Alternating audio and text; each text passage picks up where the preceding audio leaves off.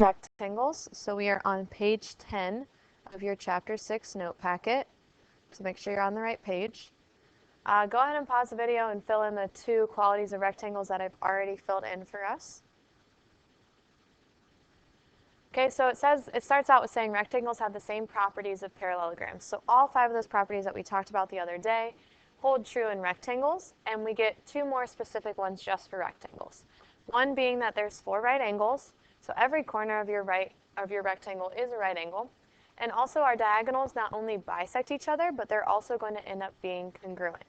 So they're bisecting and also congruent, making both of those diagonals the same length. So if I look at number 2, what I know is that if it's bisecting it, and E is acting as a midpoint, that's going to make this other side 15. But also, every other diagonal segment in there is also going to be 15 because they are going to be congruent to each other. So before in parallelograms, they just bisected. Now in diagonals, they're going to bisect and being congruent. And it wants me to find the missing side lengths. So AC, I now can tell that that's 30. BD, I can now tell that that's 30. BE, I can tell is 15. AB, well, that's across from DC. So because of parallelograms, rectangles also have a quality that says opposite sides are congruent. So that's going to be 27. And then it wants BC, which I don't have anything for BC, and I don't have anything for AD, but I know those are congruent. So I'm going to have to look for something else. Well, what we were told is we were told that we have right triangles in every corner. And if I look at that, I'm going to see a right triangle. And when we started this chapter, we started with the Pythagorean theorem, which lets us solve for side lengths using a right triangle. And the side length I need is BC. So I have a right triangle here.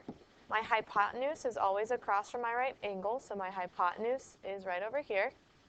And that is going to be 30 if I add those together. So my A value, I'm going to make 27.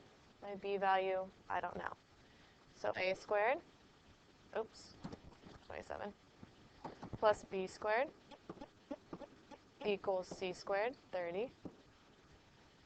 That leads us to do 729 plus B squared equals 900 minus your 729. B squared is going to get us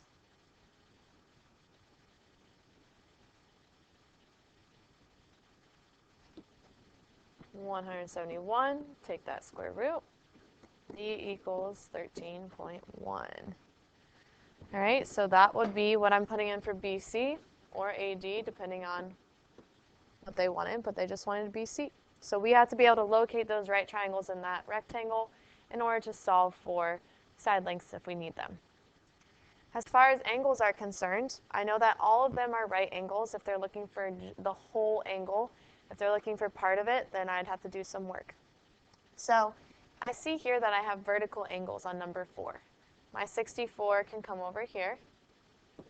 I also see that I have a linear pair. If I look at both of these together, they are forming a line. So I could do 180 minus that 64 to get me 116, which gives me another set of vertical angles. The other thing I know is I know that this is a midpoint, and that all of these segments are going to end up being congruent because not only do diagonals bisect each other, they also are congruent. Well, that sets me up for isosceles triangles. And we've learned that in isosceles triangles, if a side is congruent, the angle across from it is also congruent. So I have 2 sets of isosceles triangles. And we've talked about how to find this. In order to find it, the whole triangle is 180. So I would want to do 180 minus 64. Now that gets me what's left over. And I need to cut that in half to get me 58. And I can run it for the other triangle as well. 180 minus 116. Cut that in half. And that gets me 32. So we can plop those in on all of those triangles. So I got 58 and 58 then we have 32. And then it's just a matter of tracing out our angles to find the one that we're looking for. So, x, w, y, x to w to y is just this part, which is 58 degrees. Y to x to z is just this part, which is 32 degrees.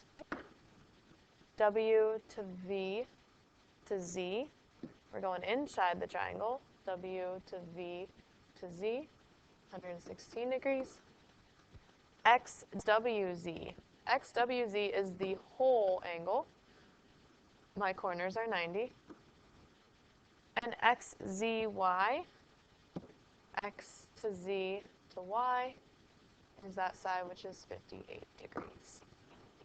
I know that was a lot, and you could have used the 90-degree angle instead of using another isosceles here with your 58 to find the 32, or you can use both isosceles.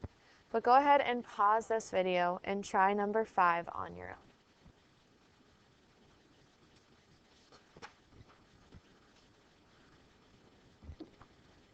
All right, let's make our way to page 11, looking at number 10. Again, like I said, there are some similar properties. Parallelograms have opposite sides that are parallel, so do rectangles. So I have some parallel lines. If I jump on the transversal that both of these angles are sitting on, they end up becoming alternate interior angles. Alternate interior angles are congruent. So in order to solve for x here, I would want to set these guys equal to each other, which would get me 2 for my x value. The angle they're looking for is B to C to E. So that's not the whole thing, and I don't even have an expression sitting there. But what I know about that whole angle is I know that it is a right angle. So if I plug it into the one that they give me, and I do 11 times 2 minus 3, that's 22 minus 3, so that's 19. I know that that one side is 19 degrees. So I could subtract that away from 90 in order to find BCE. The whole thing is 90. I know one part is 19. I'm going to get 71 degrees.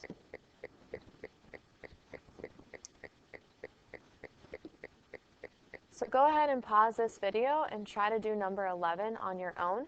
You're going to be basically doing what we did in 10, except for you're going to start with your right angle and then use your alternate interior, whereas we started with our alternate interior and then used our right angle. And then just make sure you type your answer in when the video prompts you to. All right, we are now on number 12. And again, we have our parallel lines.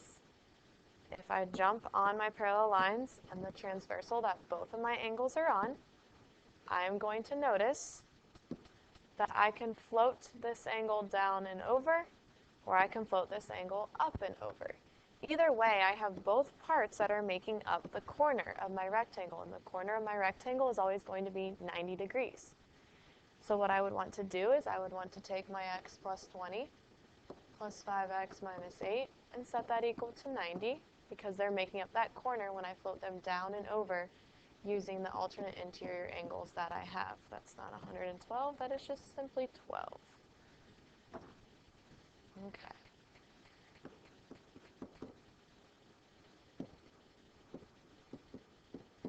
So I get x equals 13. And if I look and see, I want angle XZW. And when I looked at my alternate interior angles at first, that's this blue one, which is the 5x minus 8. So XZW is equal to 5 times 13 minus 8. XZW is going to be equal to 57 degrees. So this one was very similar to the one that you just did. So if you're not feeling too confident about the one you just did, go back to it and fix that on number 11. On number 13, I'm looking at it, and my x is someplace alone. The first thing I notice is right here, I have what we would say is a linear pair. So I can find that missing one. And that gets me 46. And then at the very beginning, we talked about how, since this is a midpoint, all of these are congruent. which makes us some isosceles triangles. So my triangle equals 180 degrees. I have a 5x plus 7 that I can use twice because in an isosceles triangle, both base angles, the angles across from the congruent sides, are congruent. Add my 46 I got from my linear pair.